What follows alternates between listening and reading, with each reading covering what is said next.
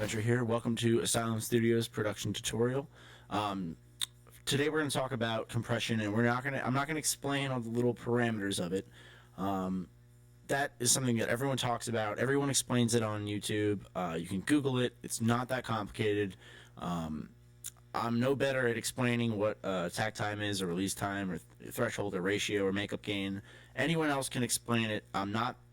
There's nothing I'm going to contribute to explaining those that you can't find already on YouTube. Probably explain better. Right now, what we're going to talk about today is how to practice compression, how to listen for compression, how to actually use it, how to utilize it in an effective way to get what you want. And we're going to do this with drums because drums are the easiest way to listen for compression. And compression is especially used on drums, and it's very easy to hear the differences on a drum track rather than like a guitar track. Before we begin, please subscribe to this YouTube channel so I can make longer videos. I want to do a mix from start to finish video or something like that. Subscribe to the damn channel. Like my page on Facebook. I'm doing this all for free, so the least you can do is click a button for me, okay? If this helps you at all, just click the damn buttons, and it'll make my life a lot better. So anyway, back to the topic at hand, compression. So, as you can see, I have 3 instances. I have 5, but we're going to start with these 3 up here. Instances of C1 by Waves. It's just a typical compressor. There's nothing special about it. It just looks like a lot of the compressors that you're going to see that come with your DAW.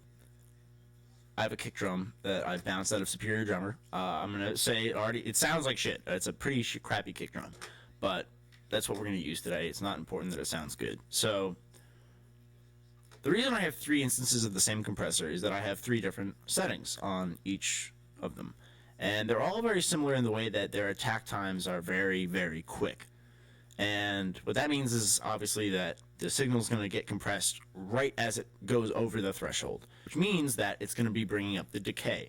With drums, there's really 2 parts. You can compartmentalize it in your head as there's the transient, or the attack, which is when the drummer's stick hits something. Right when that happens, that's the attack. That's the transient. And then after the stick hits that thing is the decay. And there's really 2 kinds of, for say a kick drum, I like to think of it as there's 2 ways you can compress a kick drum. It's kind of ridiculous sounding, but there's boom compression, and then there's thud compression. That's the way I like to think of it. Boom and thud are exactly the way they sound. You want to make the kick drum sound more like a boom, or you want to make it sound more like a thud. You can bring up the decay, which is the boom, or you can bring up the attack, which is the thud. And the way you bring something up with compression is by bringing something else down. And all these different compressors are gain staged so that they're hitting around -6. Nothing's going above -6. Gain staging is very important when you're compressing. The first instance, insert A, is ridiculous compression. They're all boom compression, so quick attack. And I'm going to make this a very boomy kick drum. And see, the first instance it's stupid. No one would really compress a kick drum like this much, because it just sounds bad. But it's really easy to hear what the compressor is doing with an exaggerated signal. So what you can do is you listen for what the compressor is doing to the attack and what it's doing to the decay. First listen for the attack, and then listen for the decay. And listen to the difference between the wet signal and the dry signal on both. It's going to be pretty easy to hear it. And then we'll move on to insert B, which is the same thing. It's boom compression, but it is the threshold and the ratio on insert B are going to be a lot more subtle than insert A. And then insert C is even more subtle than inserts A or B. And insert C is a more realistic utilization of compression. Insert A is just dumb. Insert B is a bit of an effect still. It's not that typical. Maybe in some songs it is, but insert C is the more subtle one, so that means that not only is it like probably a better, more realistic use of compression, but it's also harder to hear what's happening. And it's easy to listen for what the compressor is doing on insert C when you've heard what it's doing on insert A and B with the exaggerated signal. This is my Peter Bonaventure original exaggeration practice compression technique. I should come up with a better name or something, but that's what I'm going to show you today. So let's do it. We're going to start with doing a wet dry, affected, unaffected, or sorry, unaffected. No, yeah, affected, unaffected, back and forth, A, B. With insert A, so you can hear what it's doing to the attack and what it's doing to the decay. And I want you to listen first. I'm going to go back and forth, listen for the attack. I'll stop it, and then we'll do the decay. And you listen specifically for the decay. Listen to what is in the decay that you didn't hear before. In insert A, you're probably going to hear a ringing. It's going to sound really shitty because the decay, there's all this stuff that you didn't hear before that's now much, much, much louder, and you can hear how crappy the decay on this kick drum actually is. And you can conclude from that maybe you don't want to bring it up that much. So we're going to go back and forth, but first listen to the attack, which is what's getting attenuated, and then listen for the decay, which is effectively getting boosted. Okay? Alright, so here's the dry signal. I'll go back and forth.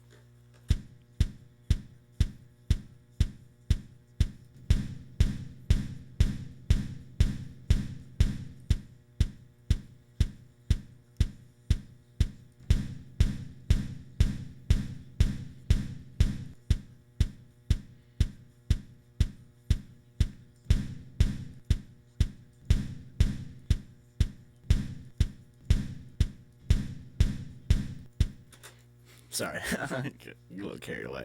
All right, so you can hear obviously that the attack is getting attenuated, and it's bringing up the decay.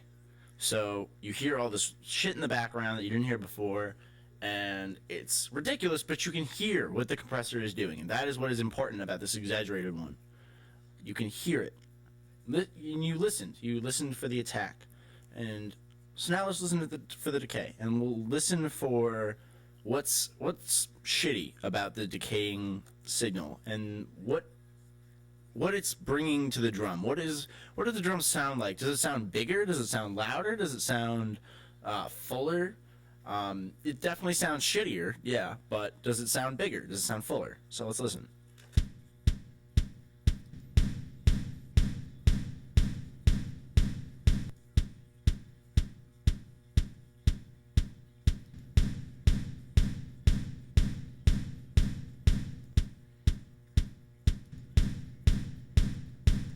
Yeah, it sounds bigger. That's a psychoacoustic effect that when you bring up the decay, just stuff sounds bigger. You can also hear what's amazing about Superior Drummer is they actually put in all these problems that you get when you track drums, which is, the kick drum is going to vibrate I don't know what the hell the thing is called, but the little metal part on the bottom of a snare drum that makes it kind of ring, and you can hear that when you compress it. When you bring up that decay, you can hear that little part of the snare drum ringing, which is kind of annoying that Superior Drummer does that, but it's very effective for this video because you can hear a problem if you got live drums and you started compressing a kick drum like that much. You're going to start to hear that like ringing in the back from the snare, the bottom of the snare drum, and that sounds like shit. So now that we've listened for insert A, and it's pretty obvious what is happening, now let's listen to a little bit more subtle effect. And we're gonna listen insert B.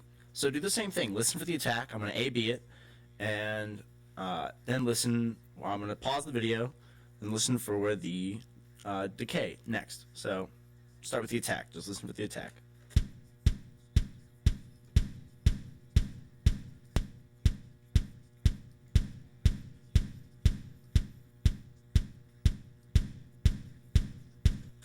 Okay, so you can kind of hear the attack is getting squashed a little bit. It's kind of hard to hear what it's doing to the attack. As we get more and more subtle, the attack doesn't seem to be as affected as much. I'm sure there's a reason for that, but that's what's really hard to listen for, is what it's doing to the attack. But you can still hear the decay. So let's listen for the decay again. Just so you can just keep doing this. Keep practicing, getting more adjusted. Slowly work yourself into being able to listen for the more subtle effects of compression. So let's listen for the decay now.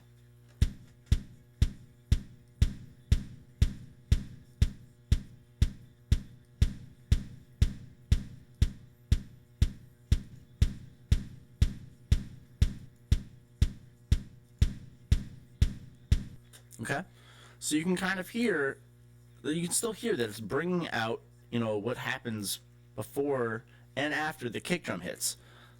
You can feel that it just sounds bigger. It sounds fuller. It feels more like it's being played in a space. It's almost like a more reverberant sound because it's bringing up the reverberations. Sorry, and it just makes it sound like it's being played more in a space. But it also, the space is kind of shitty in this situation, I guess. So you might not want an effect this big. Maybe you don't want, maybe you want to process the drum a little bit more with some EQ, scoop it a bit or something like that, or use a better kick. But whatever. So you can hear that. So now let's do the more subtle one, more realistic compression, and just listen for what's happening to the attack. Listen for what's happening to the decay, and yeah, since it's the same kick drum, you shouldn't have trouble hearing what the compressor is doing.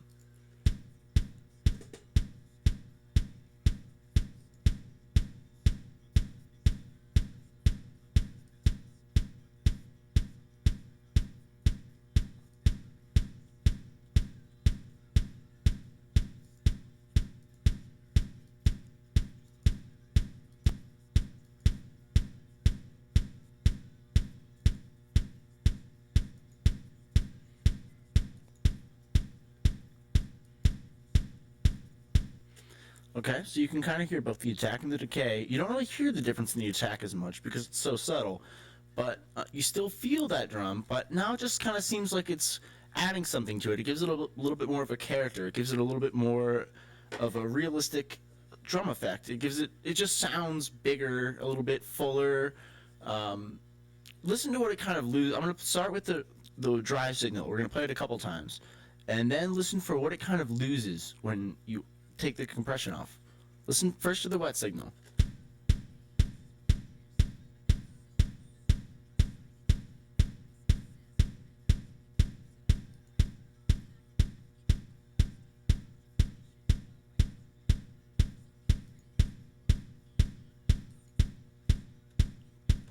So obviously the uncompressed signal sounds quote unquote tighter, but with gates you can kind of get rid of the tail end of that decay, and still you can just have a lot of control with compression for how long the drum is at what volume and what part of the drum is at that volume. So that's boom compression, the way I see it. It's just kind of bringing up, or yeah, bringing up the decay generally. So now we'll talk a little bit about thud compression, which is where you're bringing up the attack and you're kind of attenuating the decay. And I don't really use this as much for drums. In fact, I almost never really do, because really you can achieve the same thing with a gate, the way I see it. I mean, you have more control when you use gates and compressors and gates in series, but which means, like, I guess, like at the same time. But typically, this is what people try to do with drums, is compress it with a quick attack. But we're gonna do thud compression just because I want to demonstrate what you could do with it.